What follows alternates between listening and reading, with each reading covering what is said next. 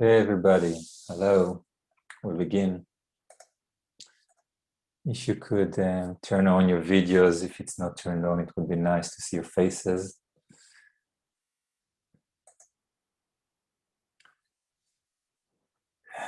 So it's morning here in Israel, probably in the UK, early morning.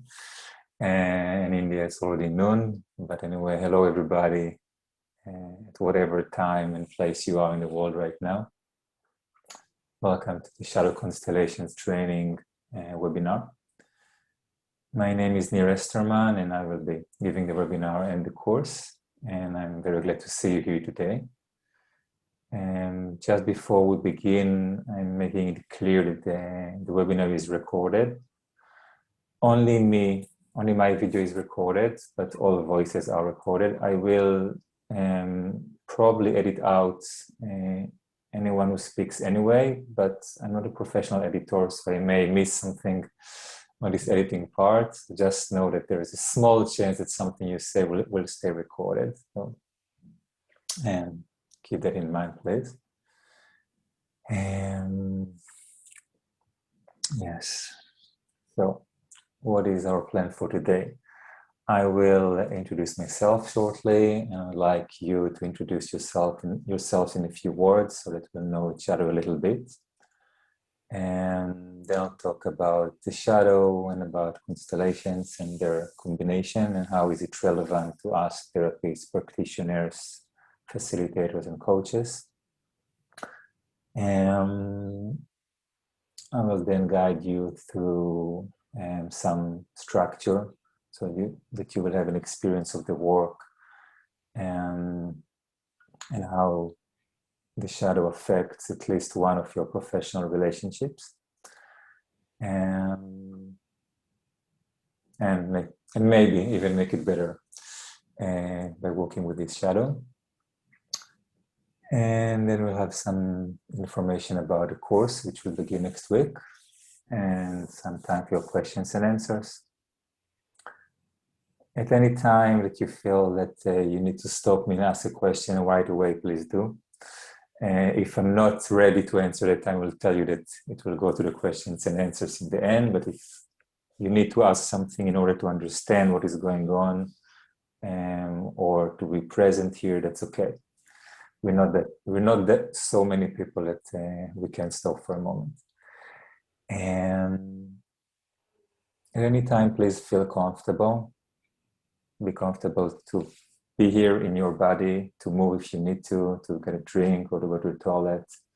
When I will be giving instructions, please regard them as suggestions. So you don't have to do anything I tell you or to believe anything I tell you, just experience for yourself.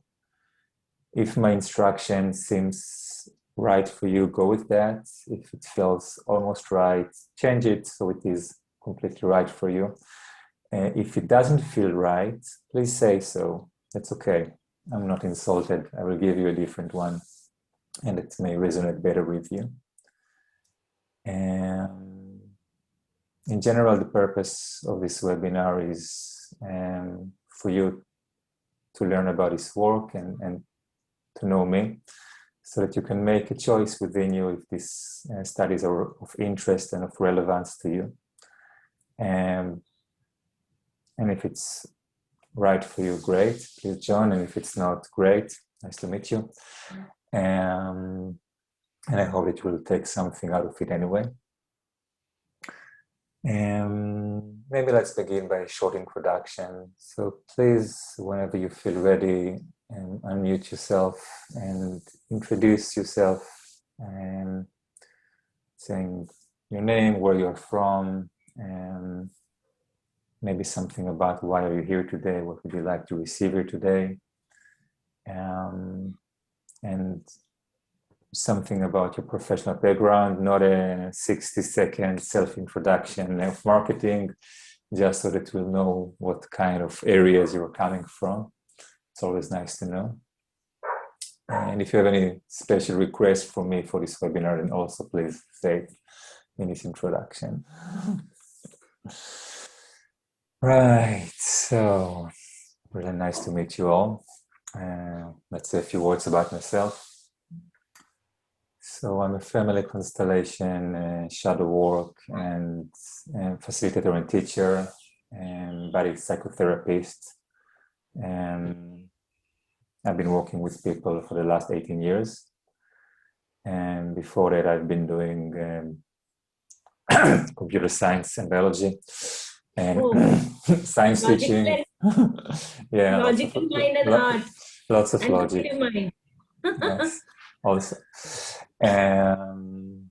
Yeah, so bioinformatics, computer science and biology, and science teaching, which is my master's degree. I've been researching how how scientists from different disciplines learn from each other, and a research which carries over to how therapists of different disciplines can learn from each other as well. Yeah.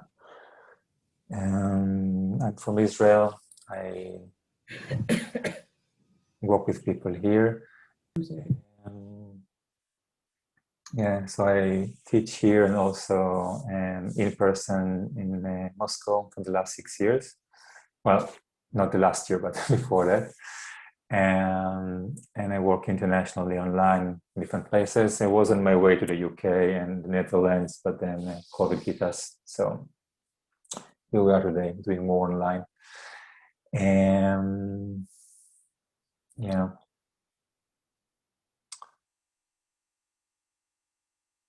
What else is important?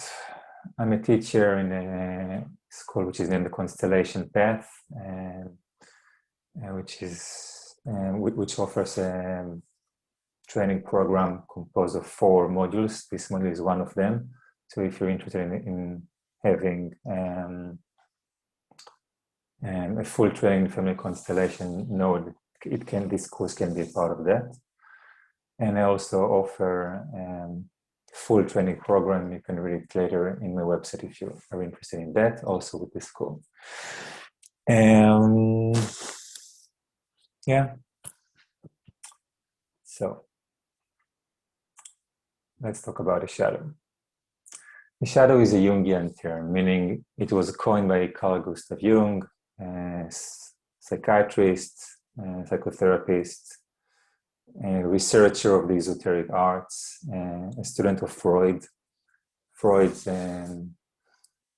He was supposed to be the successor of Freud, and he became the great disappointment of Freud because he deviated from the medical model of psychiatry into the more natural, esoteric, psychological, mental, whatever.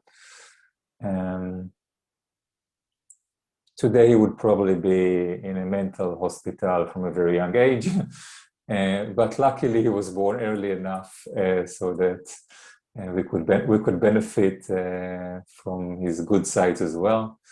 He was a complicated character. Okay, he had a romantic affair with a patient of his, psychiatric patient. He stole academic credits.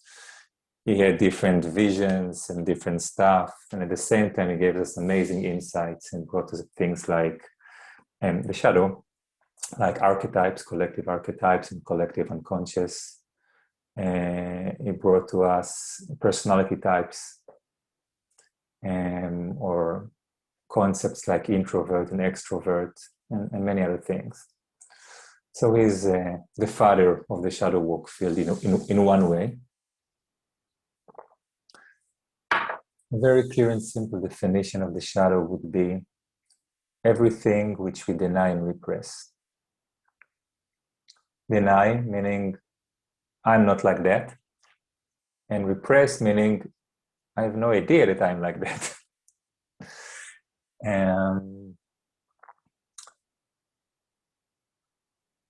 We could say the shadow is created in the family or is born in the family and in the culture and in the society in which we grow up.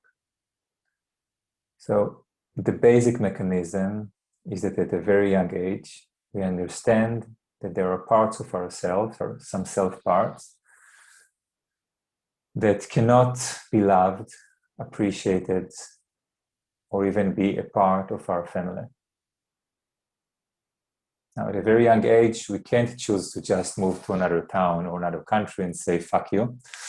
I'll be myself and you be yourself and everything will be fine.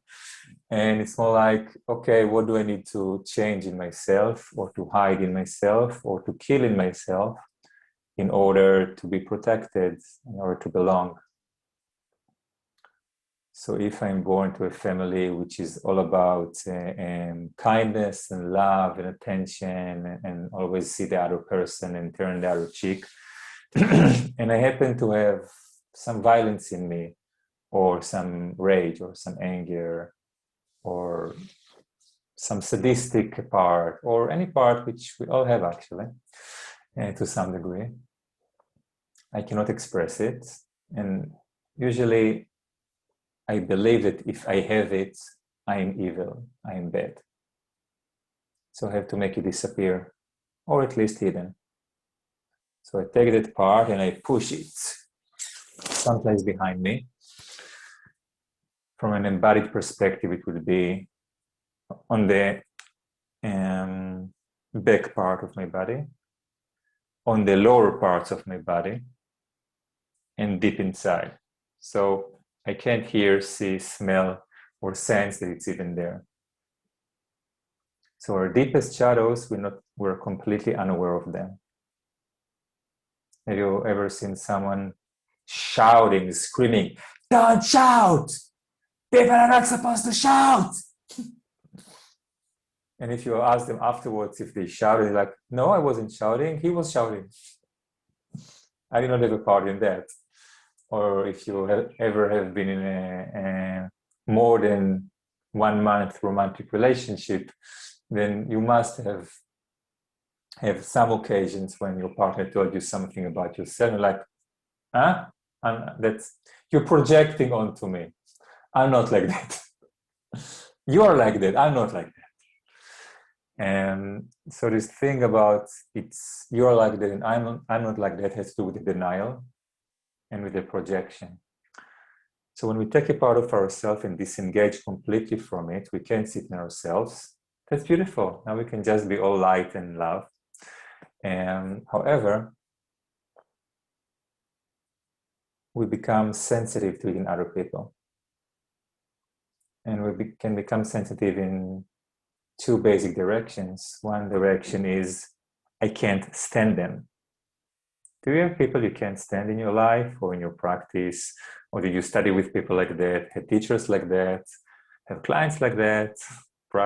Well, brothers, sisters, and family members, it's more complicated. But people outside who, on the surface, did nothing wrong to you, however, you can't stand them. Do you have people like that? Yeah? Raise your hand if you do. If you had in the past, maybe now you're enlightened, but in if you the have past, yes. At the moment, yes. No. Yeah. Okay. Something it's possible that we just make sure they're not in our life anymore because we can't stand them, right? And that's one option. And the second option is that we actually feel attracted to them. Did you have the experience of meeting someone on a romantic partnership, really liking something about them, and then after a while, the same thing that you really liked became really annoying? Like at first it was funny, then it was not serious enough. And at first you liked how he thought about everything, and then but you're so disconnected and dissociated, etc., etc. So again, we are attracted to our shadow as well. It creates polarity. Going deeper into the body, think about it. Suppose there is a part of you which you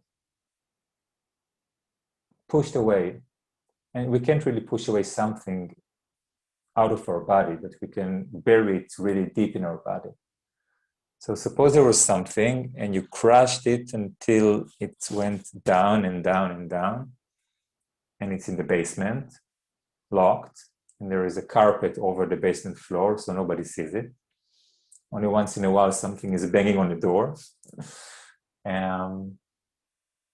On the pure physical level, what happens if you push away something?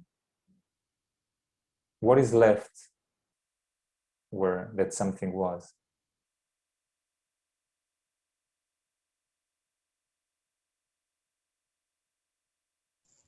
Empty space. Can you please reframe your question? Just say that question again. Yes. What happens when you push something to the basement? What happens to the place where that thing was? And Christina said emptiness. True. What else?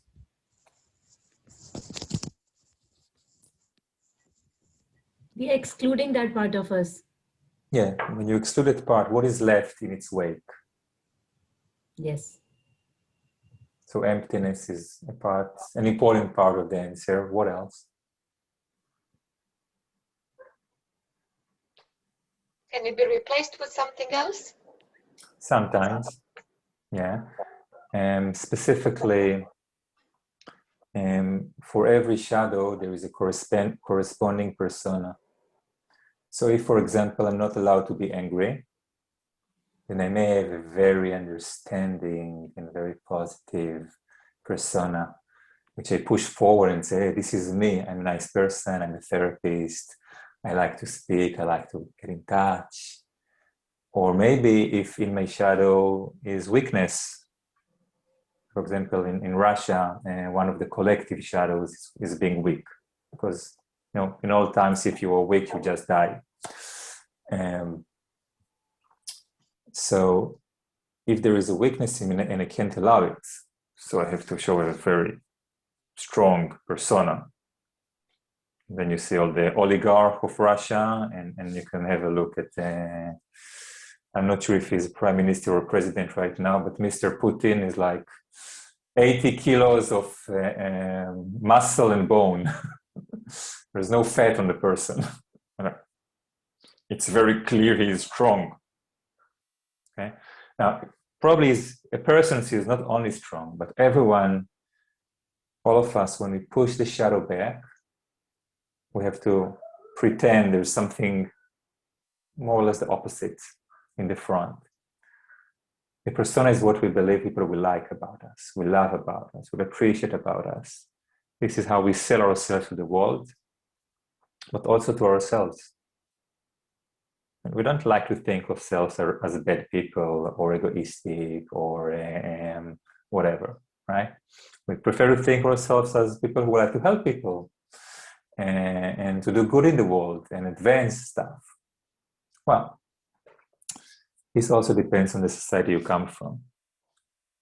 In some societies, being powerful is much more important than being kind, right? In some societies, being correct is more important than being authentic. And some societies, it's the opposite. We don't care if you're right as long as you're authentic. And the society and the culture of our family affects us greatly. But going back to what you said, Christina, when you push something into the shadow, there is emptiness. And I would say not just emptiness, but a vacuum. An emptiness which wants to be filled. In order to it not to be filled, we have to cover it. We have to create some sort of a fence or a dissociation or a disconnection between the rest of us and where the shadow is. And that place keeps wanting to be filled again, again, again. So we are attracted to people who have our shadow in them. Also romantically, but also friends-wise. Sometimes it's like you could see once in a while that we have a friend which is so different from us, because they can be in touch with our shadows and we can probably be in touch with their shadows. So we're holding it together. What happens in the clinic with our clients? When we have a client that has lots of our shadow. Have you ever had a client that had in them or showed something that was really difficult for you to accept or to be with? What did you feel? Yes, Christina. What did you feel in your body? How was it? Uncomfortable. Sorry? Uncomfortable. Uncomfortable. What did you want to do? Honestly, what did you want to do? To shout. To shout. Okay. So a fight reaction. Yeah. Yeah. So one of our reactions to the shadow is fight. We want to shout, we want to yell, we want to shake them. Don't you understand it's wrong? Don't you understand you should do differently? Can't you see that? So we become patronizing. Sometimes it's like, can't you see it? And I'm like, well, it is my perspective that this could get you in trouble. Or in an even nicer, devious way, well, I'm okay with that because I'm a therapist and, I'm not emotionally invested in you. But I think that other people would find this characteristic or quality of yours really disturbing, or it could hurt your clients would find it difficult, or your bosses would not like that, your colleagues would not like that.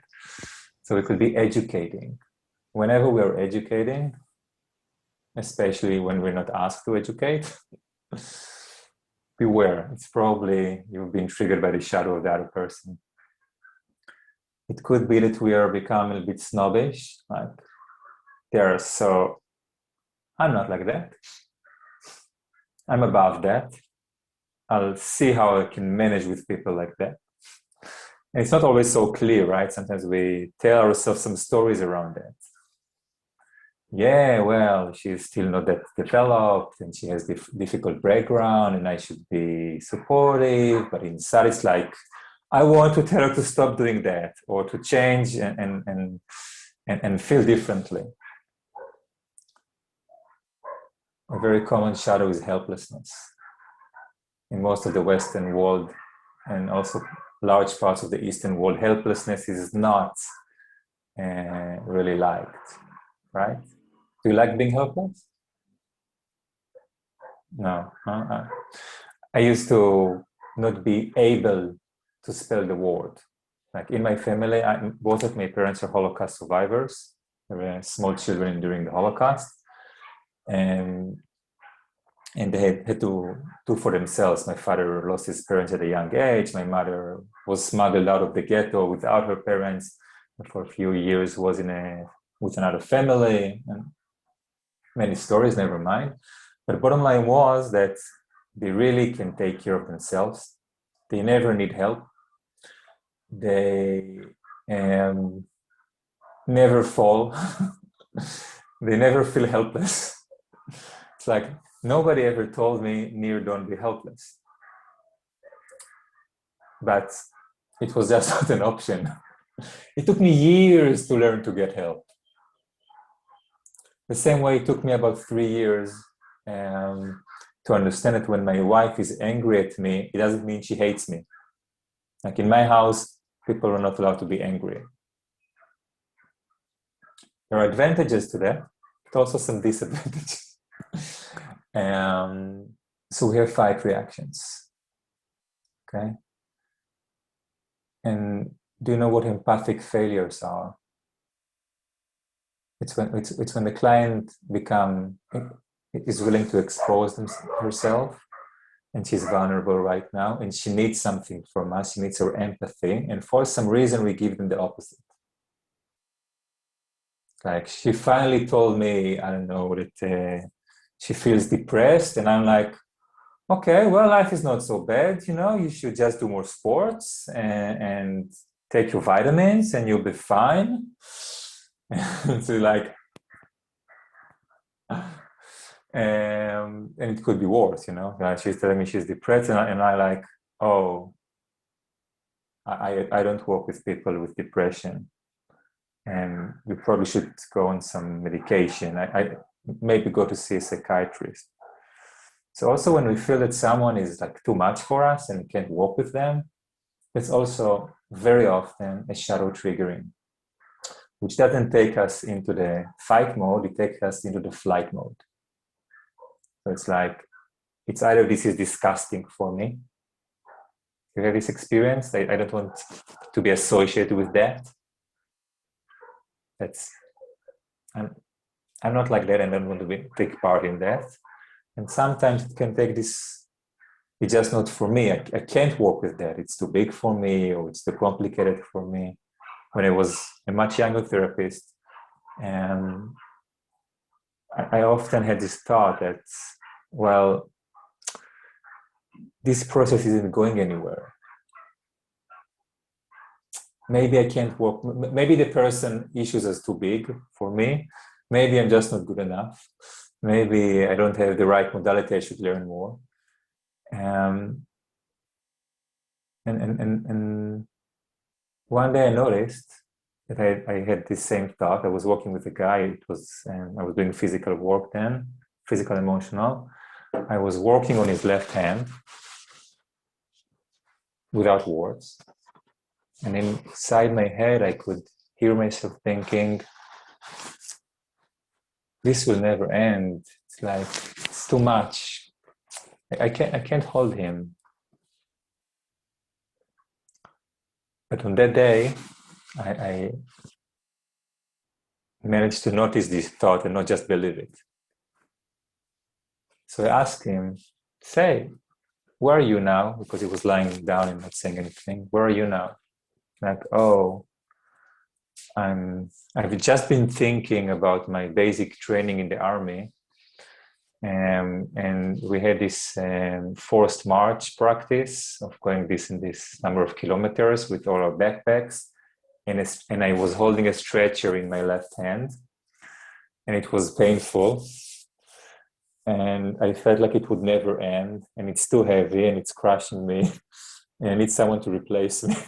And I was like, okay.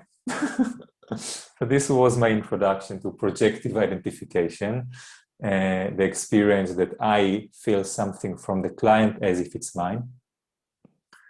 And the underlying mechanism for projective identification is the shadow. Okay, because if the client feels something which we can be in touch with, we may feel it, but we will also be able to feel it, it's not ours. Okay, so we'd feel, oh, my belly is getting cramped, but it's not my cramp. It's not the way it's cramped when I feel something. So I can assume it belongs to the client. However, if let's say fear is in my shadow, never fear, be strong, my child. If you succumb to fear, you will lose all hope and nothing will work for you and you will just stay at home and do nothing with your life, etc., etc. So suppose fear is in my shadow and I have a client who also suffers from fear. Now, I don't know why, but my belly starts to ache and it feels like mine because this is how my belly aches when I don't know, because I don't have fear in me. So I don't know why my belly aches this way, but it feels like mine. I don't even think it belongs to the client because fear is in my shadow. If I would be connected with my fear, I would sense that, oh, this is the familiar sense of fear. Interesting. There is fear in the system. Maybe it's mine. Maybe it comes with the client. Maybe it's something in a relationship that we can relate to the fear now, which we could not before because I was not in touch with it. Now clients sense that. They sense when we can't be with what they bring. And we can see it, for example, after working with people for a while, we go through some sort of personal transformation in our process. And the next thing that happens is that some of our clients leave, new clients come, and the clients who stayed suddenly open a new issue or another layer or willing to do something differently. Now, they didn't know we had a transformation, but they felt. It is more and more my observation that with most people, most clients, we're responsible for at least 50% of what is not progressing well in the process. It's not what they can't be in touch with, it's what we can be in touch with. It really makes a difference. And what we can be in touch with is in our shadow.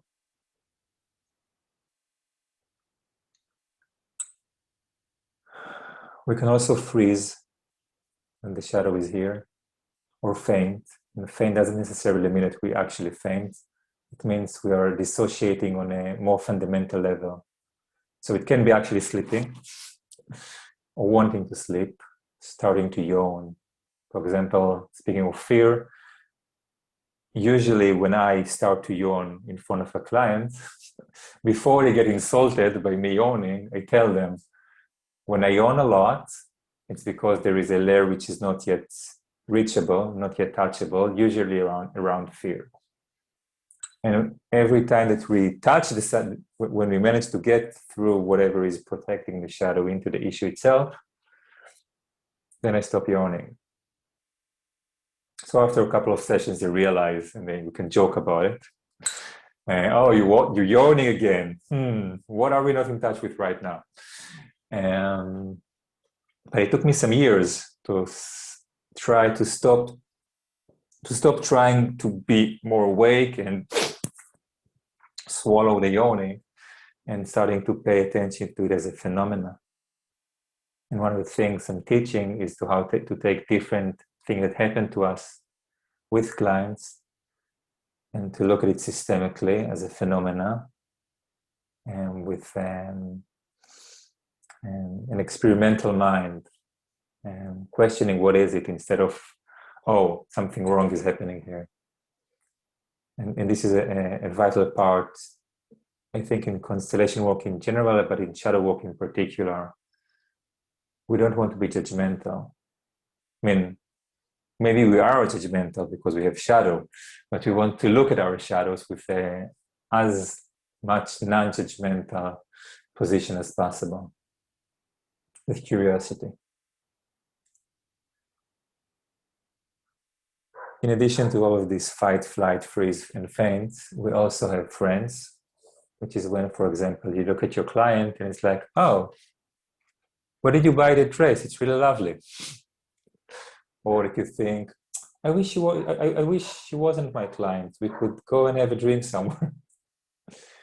Or when we feel physically or sexually attracted to our clients, it's not because we're bad people. It's not because we are perpetrators necessarily. We are attracted to something in them which we're not in touch with in ourselves. So we want to find ourselves in them. When we understand that, we can stop trying to ignore it and pretend it's not there and feel horrible people because it's there, and we can start using it to actually work. For example, if you think about it, if you look at your client sexually, I'm not saying it's good, okay? But if you happen to look at your client sexually, what does it mean? One option is that you are attracted through your shadow. Another option, and usually it's both, that in their system, there is some sort of incest. In their system, meaning in their life or in their family, going generation back, there is some sort of incest. Why is that?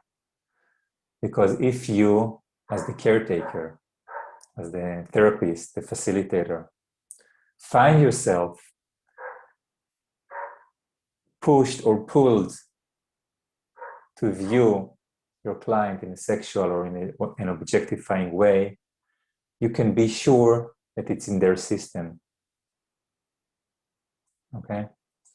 So we can go through a lot of layers around how different phenomena, which we probably are ashamed of and won't even mention in our supervision if we're taking it, are actually really important things which tells us so much about what is going on and how we can work with that.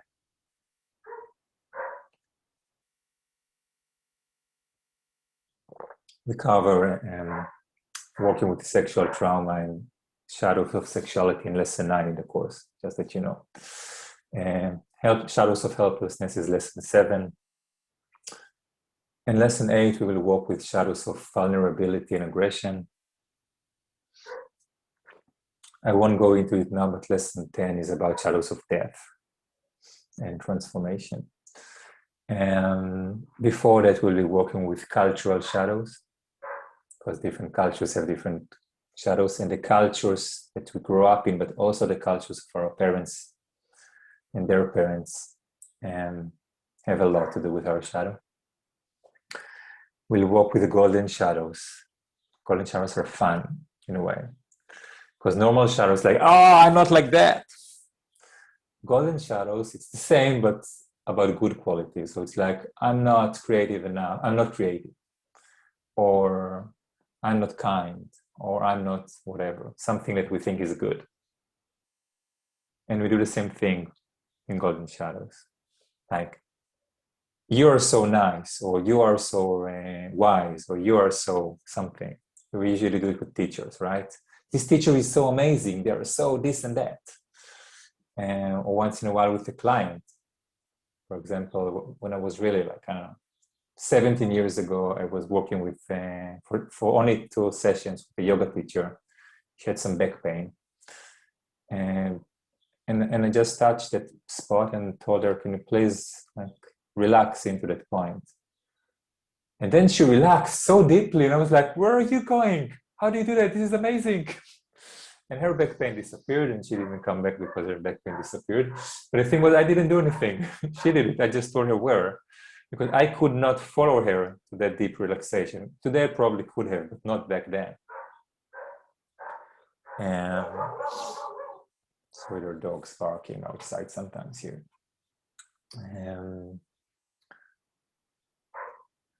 Or when we look at a teacher and it's like, we can never be like them.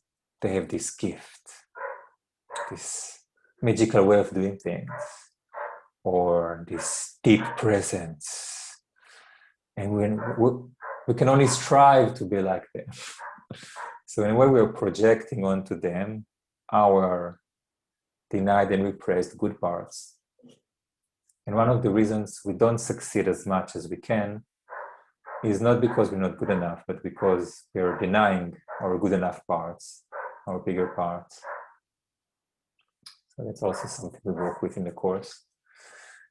2 complete lessons will be dedicated to client-facilitator relationship, how we work and what happens. We started to touch on that with the different Fs. The last one, by the way, of the 6 I did mention is fuck. We'll talk about it in a sec. When I want to actually have sex with the client, okay, or with another person. And again, if you notice it and you can address it, it's safe. If you try to ignore it and pretend it's not there, you're actually less safe than you think you are. And you also don't allow the client to bring themselves fully, because they have to protect themselves and you and the relationship from their issue, from their sexuality, or from their abuse, or for them something. If you feel uncomfortable right now, that's okay. We're touching some uncomfortable shadows. Take a breath, move your body. Yeah, I think enough about shadow for now. A little bit about constellation work. So most of you know constellation work to some degree, and some of you don't. So I'll give a very brief introduction, and then we'll go into an exercise so you can experience it. It's much better in my experience. So we've called Gustav Jung is the father of shadow work, or at least modern shadow work, because if you look backwards, shamanic cultures around the world always had some form of shadow work. And each mask festival you go to is also about shadow work. And different kinds of holidays, which are about have fun and get drunk, is also about let your shadows out. So on a society level, there were always mechanisms to allow some shadow out. And the more structured the culture is, the more formal, let's say Germany and some parts of the UK are very formal, right? So you get more drugs and more drinking, and the same in Russia, by the way. There's so much control, so you get lots of drinking to get out of control. And when you have cultures which are more free, then it's not that they don't drink or do drugs, but they use it differently. It's not so intensive. It's not like, this is what we do when you want to relax. Just drink once in a while. I say, friends, we drink every day, but it's not about alcoholism so much. Okay? Don't go and get drunk. It's different. And sometimes when we feel like it was not me who said that, or I don't remember having done that because I was drunk or stoned, or because, I don't know, I didn't say that, I didn't do that. It's often the shadow acting out quickly, doing something which is not us. And we can have deniability. It was not us, I don't remember. It's actually the shadow. And it is us. And we do remember deeply inside us. Okay, constellations. So the father of constellations, family constellation, is Bert Hellinger. Hellinger was born and raised in Germany. He was a soldier in the war, the Second World War. He had Christian upbringing, which he says helped him not to get swayed by the Nazis' ideas. But still, he was a soldier and saw war and was captured and escaped from the prisoner camp, etc. And afterwards, he became a priest. He went to Africa as a missionary, whatever way you say it, to bring the light of Christianity to the Zulu tribes. Legend has it he planned to go for 2-3 years. Anyway, he returned after 16 years. He got deeply involved with them. He learned their language. He participated in the rites, in their ceremonies. And the Zulu tribes are shamanic, and they have what it's called ancestors worshipping. In essence, meaning that the Zulu feel that their ancestors are with them at all times. To the point where they drink beer, they will do this and spill a few drops so that the ancestors won't be offended and that they're not getting anything to drink. He came back and we went to an Anglican seminar in which, for priests, where he was asked the question, what do you want to serve more, God or humanity? He chose humanity and quit the priesthood and started to learn psychotherapy and family therapy and gestalt and psychodrama and he drew from different places and integrated it with the shamanic rituals he learned with the Zulu tribes. And we'll talk more about history and basics of family constellation in lesson number 2 in the course. But in general, he put them together in a way which created a new modality of healing. A modality of healing which went beyond the individual, systemic, beyond the present, into the past, into the intergenerational trauma. He noticed how a lot of what we suffer from physically, emotionally, mentally, in relationships and in other ways, has to do not only and sometimes even not mainly with our childhood traumas and with what happens between us and our first partner, etc.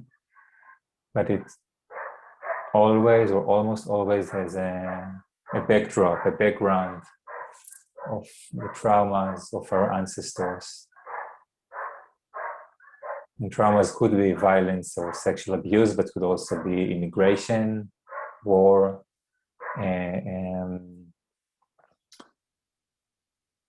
the death of someone in some not from old age circumstances, so anything from dying from a disease in a young age, or being lost in the woods and freezing to death, or being not born at all. So abortions and miscarriages leaves a much greater mark on our soul than we believe. And people who lost family members are essentially walking with holes in their system where these family members used to be. And these holes grow us with pain and different kinds of darkness. And we fight them all the time, unconsciously and sometimes consciously.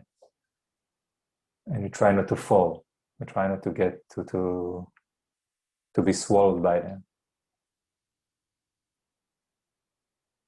And a lot of our patterns, automatic patterns, in the way we deal with the world and how we carry ourselves in the body and how we feel, so much about the past, distant past.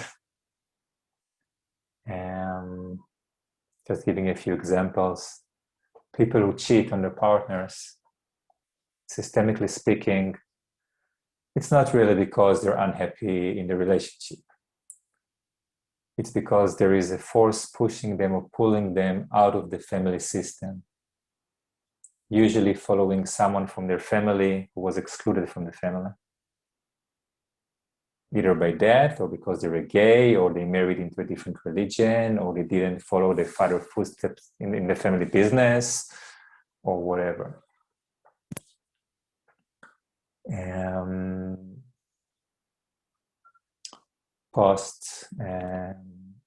Post-birth depression, well, it could be hormonal. It could be because there was an abortion or a miscarriage, which was simply not mourned. Because while on the medical level, I don't know, 5 weeks or 8 weeks, fetus is nothing, it's just a bunch of cells. On the soul level, the family constellations is about the soul level, there was life here, and it's not here anymore. And it hurts. It hurts a lot. And when it's not acknowledged and not mourned, the depression finds its way to our system somehow. Okay, I can go on and on with many examples to stop here, but basically this is the principle or the order of love of belonging. Okay, so when we belong, we feel well, and when we don't belong, it doesn't feel well. When people who belong to our family and to our system are acknowledged, even if they're not alive, they're acknowledged, we have some sort of soul level relationship with them, then we feel better. When they're not there, something in us is either attracted to go with them or to fight going with them. But anyway, it's in a way unnatural force working on us all the time. And we think it's just us. I'm like that. I have this tendency. My mother was like that as well. And her mother too, it must be genetic. Possibly, and it could be that the great-grandmother lost 7 children. Well, this would leave a mark on the family system, wouldn't it? And going 1, 2, 3, or 4 generations backwards, we all had lots of trauma, all of us and all of our clients. And in most healing modalities, it's not acknowledged. You go to a psychologist and you tell him, I'm angry all the time, so we would think maybe that you were abused as a child or that you have PTSD, but he wouldn't think that your grandfather was in war and you're angry because you're carrying his anger. But that's one of the layers of what is happening. And it's possible that you also have PTSD or that you were abused as a child. And also that you carry your grandfather's rage. And it's possible that you were abused as a child by your father because he was carrying that rage as well. There's so much trauma and difficulty and loss which are unacknowledged on the root level. And family constellations allow us to meet that. Constellations also look a lot about into the issue of precedence and hierarchy, because we also know on the family therapy level that when children are trying to act like adults, it's not good. And we're adults. I mean, if I'm trying to be the father of my mother, that's not good, right? But it also means that my mother is lacking her father. There is a hole there. that she is not noticing, but I'm trying to fill with my body, with my life. So again, these hidden dynamics or hidden loyalties affect us so deeply on so many levels of our lives. The last major principle or order of love family constellation has to do with the balance of give and take. And just think about it quickly. When you give too much, how does it feel? When you are being given more than you want to take, how does it feel? It goes much deeper than that, but just have the idea. Okay. Anyway, constellation work allows us to tap into our self parts, to be in touch with our ancestors in a first body experience. We can do constellation work one-on-one, and we can do constellation work in group settings. So all the groups representing different elements and people and archetypes and history parts for the client. Or we can be using different kinds of one-on-one work of representations. For example, I work a lot with colored felts. So I could say, well, this would represent me. Oh, there's two of me. Interesting. What does that mean? And this could represent my mom, and this could represent the Holocaust, and so on and so forth. And when we'll be touching these representations or moving between them, it would be as if we somehow become not so much ourselves, but someone else or something else. And we will have different physical, emotional, mental, and other sensations. And in the course, we will learn how to work with it, how to facilitate both mostly one-on-one and with clients. We will also, I will be giving group sessions, but it takes more than one module to learn how to facilitate group sessions. It takes time to create this holding. But it is my experience that for most people from lesson 3, they already can begin to bring it into their clinic and working with people either on a, I'm still practicing, let's see how it is for you with friends, or those who feel more confident or already have more background, just going with their clients. Shadow constellations is a combination of shadow work and constellation. It's not inventing new constellation work. It's a combination or an integration, very focused on shadow, very focused on how to use constellation to work with our shadow and that of our clients.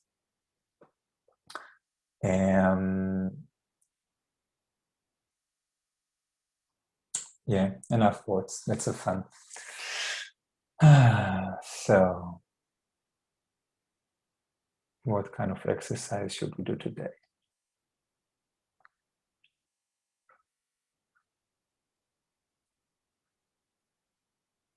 Okay. Do you all have some sort of small items or pieces of paper to use as representations?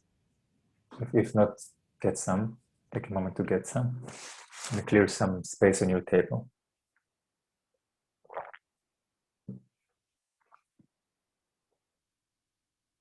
Okay.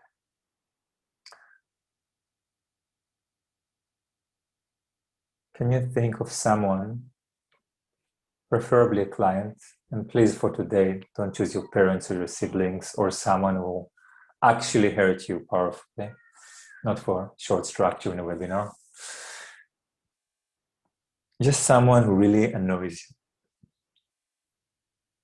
It could be someone you're in touch with today, but it could be someone from the past that you just couldn't stand them. Or that every time that you thought about them, you became angry or wanted to tell them how they should do differently. Okay, so some form of negative reaction, negative triggering of the fight, especially. And it could be not a specific person, it could be also a type of people. It's best if you find one person like that, but if not, just think about the kind of people who gets you crazy. Like, I can't stand people like that. I don't understand them.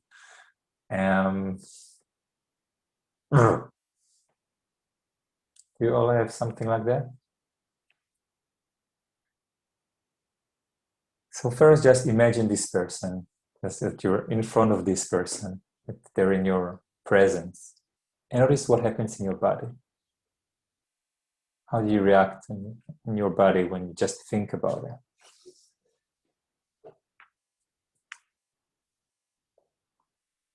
Notice your thoughts. What do you think about them?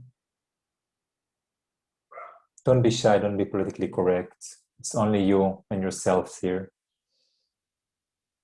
What are your worst judgments about them?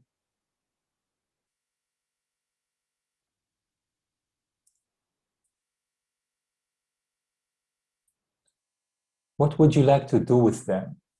On a most primitive physical level, what does your body wants to do around them? Maybe it's pushing or hitting them, maybe it's going away, maybe it's disappearing, maybe it's wanting for them to disappear painfully. Whatever. What does your body wants to do? Notice your reaction.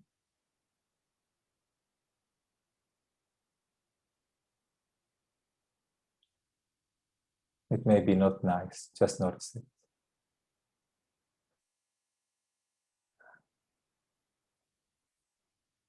Okay.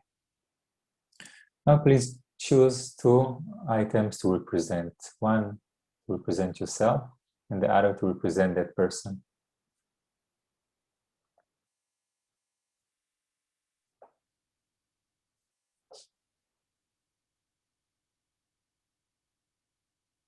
And position them in relation to each other intuitively. I think this is how it feels right for me. I don't know why. And it's okay to allow yourself to have a slight dose of OCD here. It has to be exactly right. I feel like it has to be exactly like that.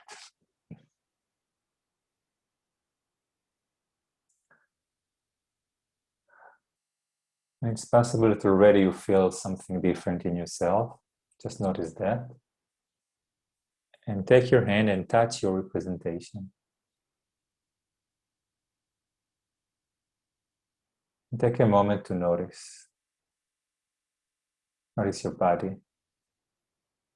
your breathing, your posture.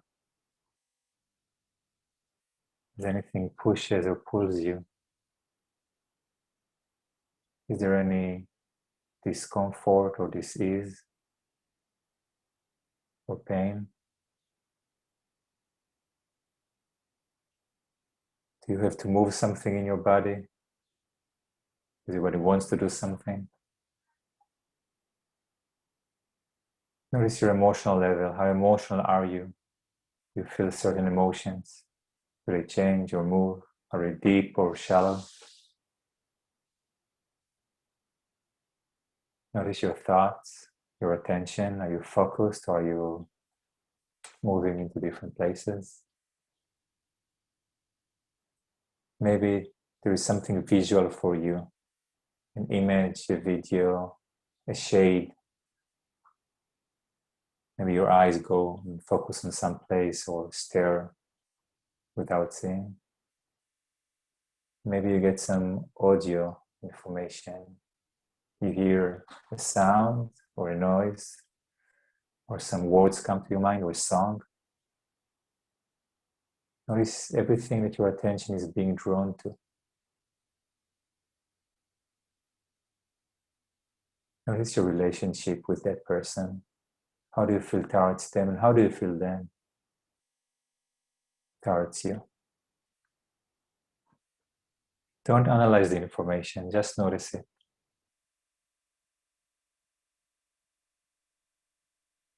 And take off your hand, shake it, and take a breath. And now touch the other person, representation. Leave your own shoes. Step into theirs. It's not you who is in touch with them, it's just them. How does it feel in your body now? What is different? Physically, emotionally? mentally, energetically.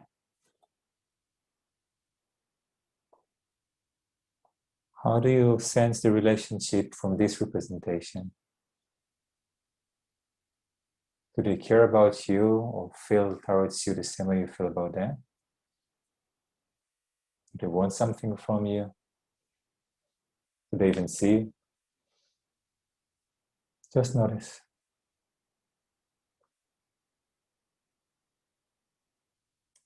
And step off. Lift your hand, breathe.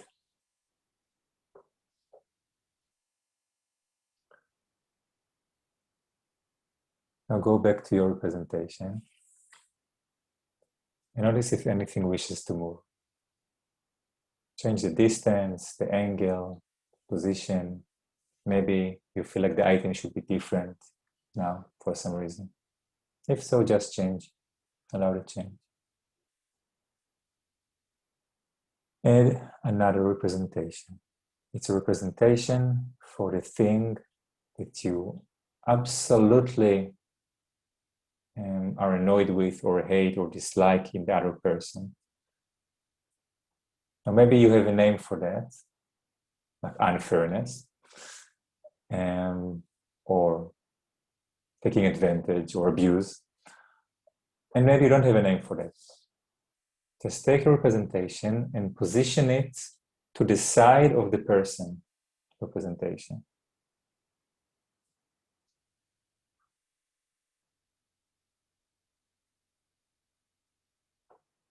As if they would have stand one step near that person.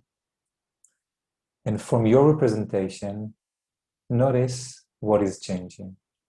Notice how do you feel towards the person and how do you feel towards this characteristic or quality which is affecting you the most.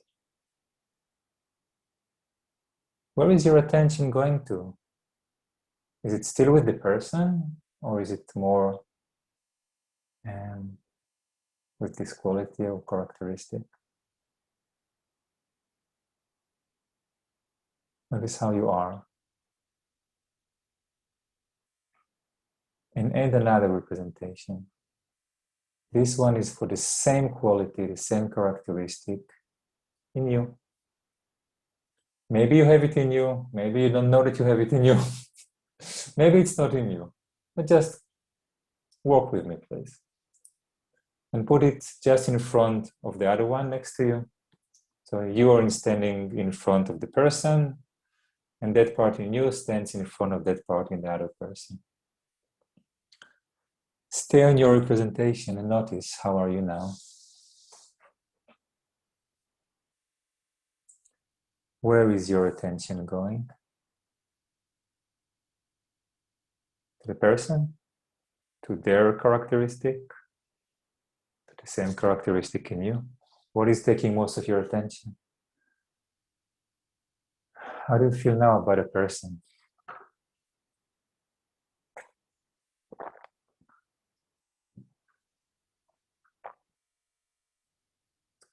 It may feel strange, this shift. Just notice it. Now turn your representation towards your characteristic. We can by now say to your shadow. And turn your characteristic, your shadow, towards yourself. So that you're looking at each other. And still on your representation,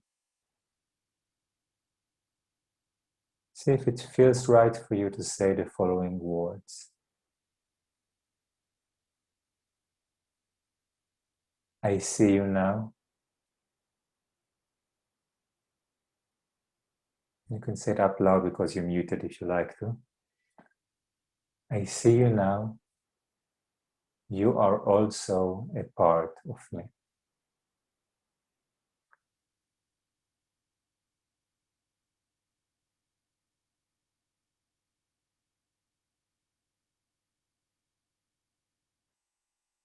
Notice what happens when you say it, or if there is an objection inside you to saying it.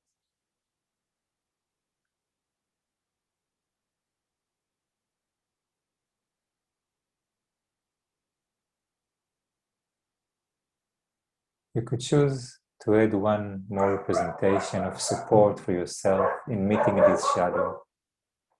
You don't need to know what this support is. Just add a representation for whatever will support you in being able to meet this shadow. And after you do that, say the sentence again. I see you now. You are also a part of me.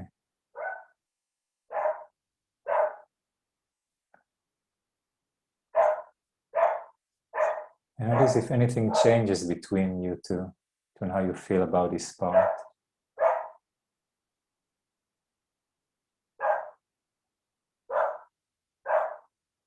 Step off your representation.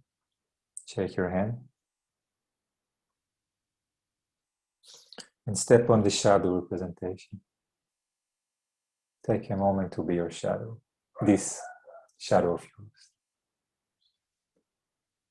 Notice how it feels.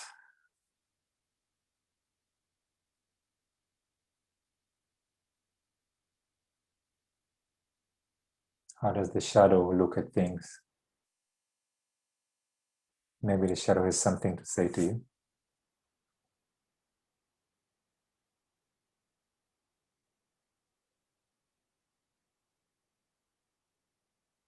Notice what the shadow needs, wants. What does it care about?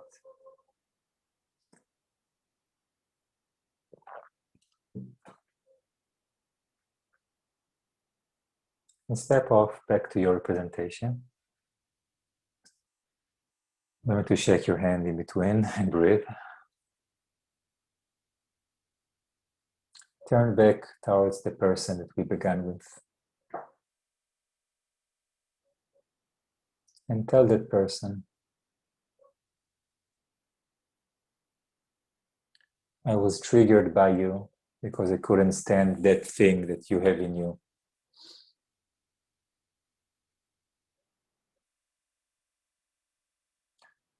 And I couldn't, because I couldn't be in touch with this thing, this same thing inside me.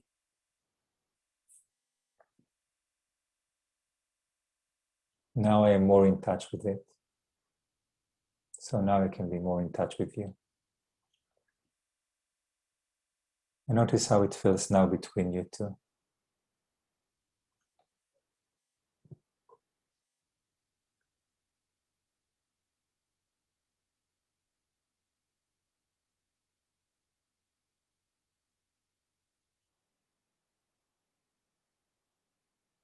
Notice if anything wishes to move. If so, allow it.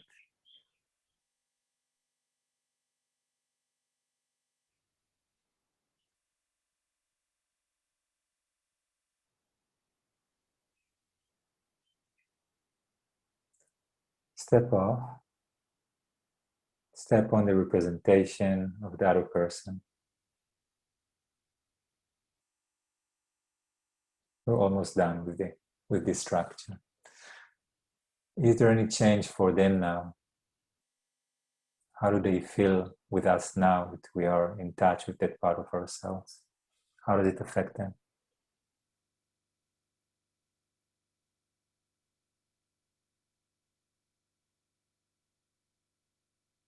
Step off. Shake your hands. Step out of the constellation, this shadow constellation. How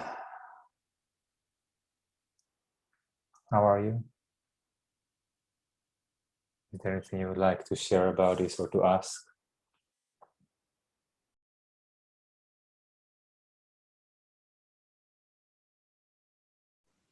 Well, I would say it's an opinion that you shouldn't do it on yourself. And maybe it has merit, but it's not a fact. I don't think there is a week I don't do at least a small constellation with myself. And sometimes 3 or 4. And it's just a way to connect with the field. I don't do the deepest most profound work myself. This is true because there are some things that I need someone else to hold for me. But I definitely did with myself some things that other people would have never done with themselves. So I went pretty far with that. And again, sometimes I reached my limit. So I called a colleague or a teacher and said, okay, this is how far I could go with myself, and there is something I need someone else to hold for me. And it's definitely, it can be more powerful when someone else is holding the space because they can see what you can't see and they can hold what you can't hold. And because I work so much with the shadow, and I taught myself how to be self-sufficient, remember my parents, and so I can do it a lot.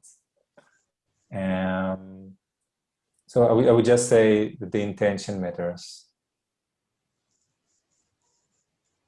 The intention matters a lot.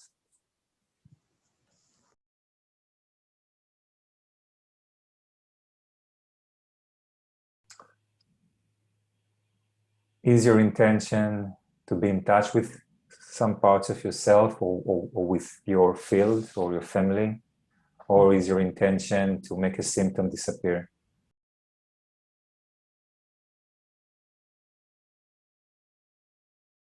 It could be that the one with whom you didn't want to make connection is actually more triggering for you, or triggering more deeply, also with other shadows.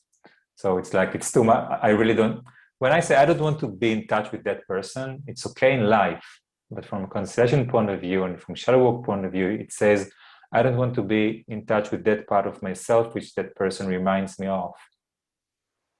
Okay. So it hints at a deeper shadow.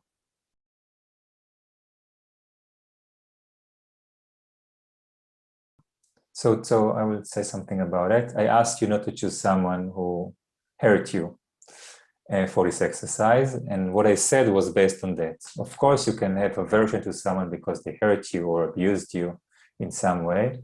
I would say yet that at some very deep level, it's often also, in addition to the practical things that happen, that we are excluding the perpetrator in us.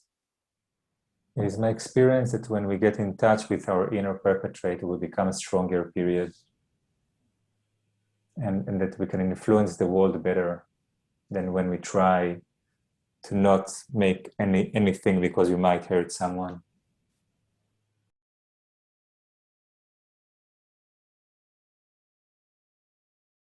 No, there's a difference between the fact that each of us has a perpetrator inside us and the fact that someone is hurting someone. It's two different things. Mm-hmm. You can be in touch, you better be in touch with this ugly or abusing or perpetrators parts of yourself in order to make you safer, both for yourself and for your clients and for your students. It's what makes you safer. I talk about it a lot in the course about this shadow and safety and trauma, but in just a couple of words, if I'm not in touch with my inner perpetrator, then chances are that I will find myself hurting my clients more, in more subtle ways maybe, but still hurting them. It's possible that in order to avoid being the perpetrator, I will push myself into becoming the savior. Mm. And after a while, the savior becomes the abused because we give too much and we lose our boundaries and then we become angry. And no, this shouldn't be like that. From now on, I will keep the boundaries. We become the perpetrators. And in addition to all of that, there is the fourth part, not so much spoken of in the drama triangle or drama square, which is the silent accomplices. So we can just miss that something bad is happening because we don't want to see the perpetration, because we're not in touch with the perpetration, because we're not in touch with the sadism or with the abusive parts of ourselves. So it's all very fluffy and nice, but underneath something bad is happening. Maybe not even with ourselves, Maybe it's the client and her husband, but you can't see it because you're not willing to see the perpetrator. Or when the client become more aggressive, what do you do when your client is aggressive? Towards you. Huh, sorry? If your client becomes aggressive towards you, what do you do? If you're not in touch with your perpetrator, what do you do?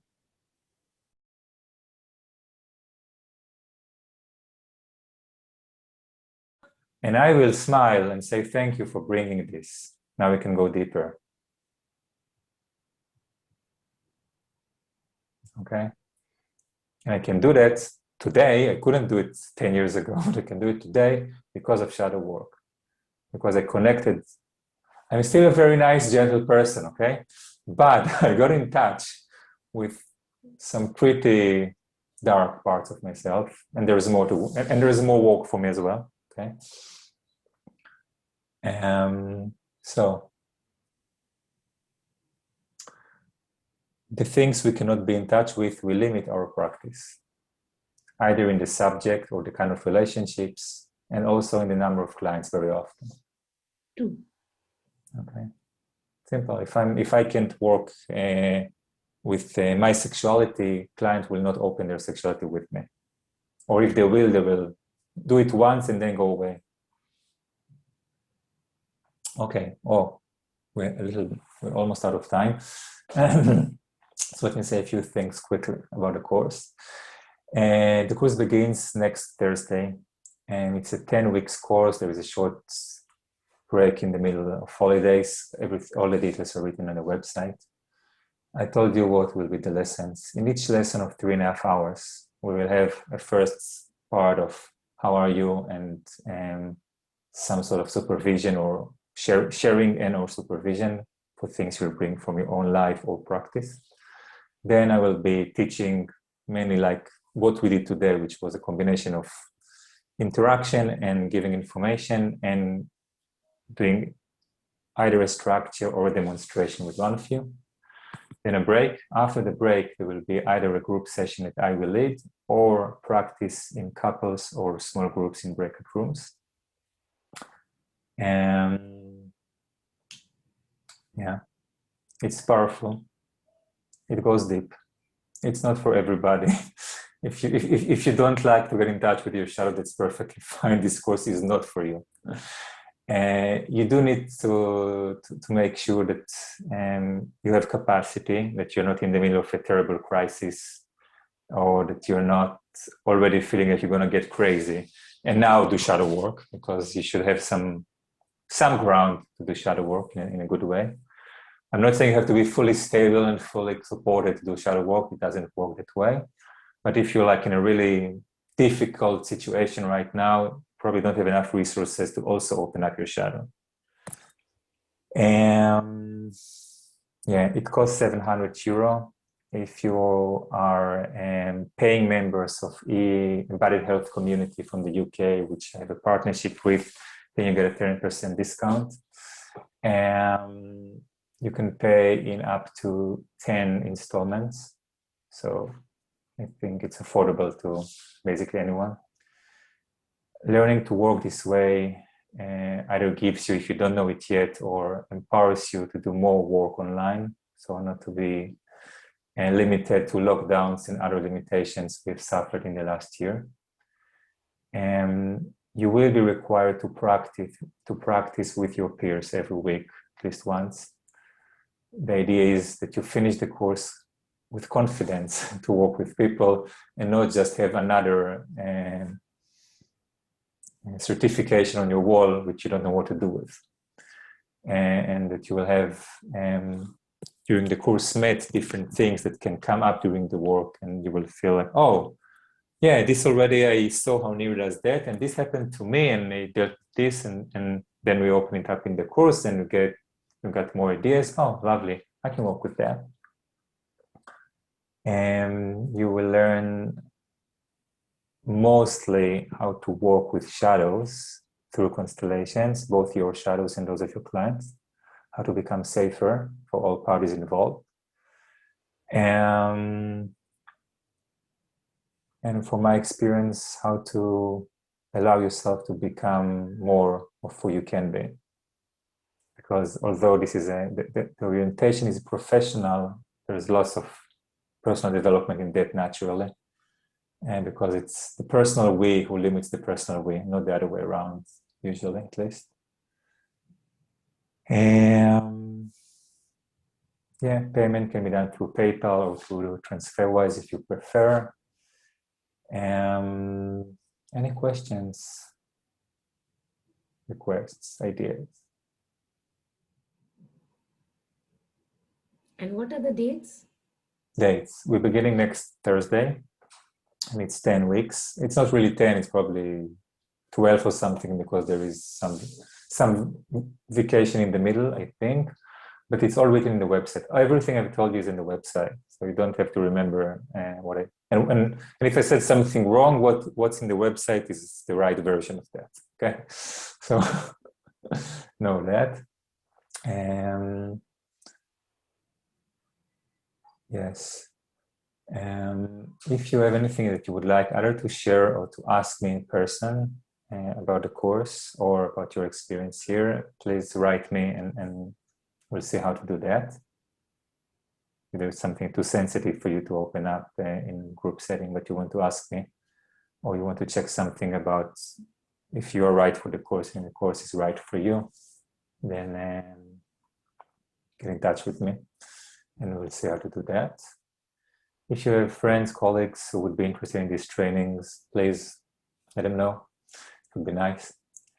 And I can send the recording after I edit it out of your part. And yes. So I thank you for being here with me today. And I'm looking forward to meeting you.